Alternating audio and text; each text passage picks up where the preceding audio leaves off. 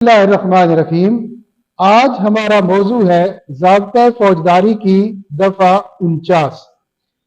दफ़ा 49 वो सूरत वाज़े करती है, उस सूरत में पुलिस ऑफिसर के या किसी गिरफ्तार करने वाले शख्स के इख्तियारात वाज़े करती है जब वो गिरफ्तारी की गर्ज से किसी मकाम में दाखिल हुआ है और वहां पे उसको गैर कानूनी तरीके से बंद कर दिया गया है, डिटेन कर दिया गया है और उसको बाहर नहीं निकलने दिया जा रहा। तो इस सूरत में दफा 49 ज़ाब्ता फौजदारी पुलिस ऑफिसर को या ऐसे महबूस किए गए शख्स को ये इख्तियार देती है कि वो खिड़कियां और दरवाजे तोड़कर बाहर आ सकता है, खुद को आजाद करवा सकता है।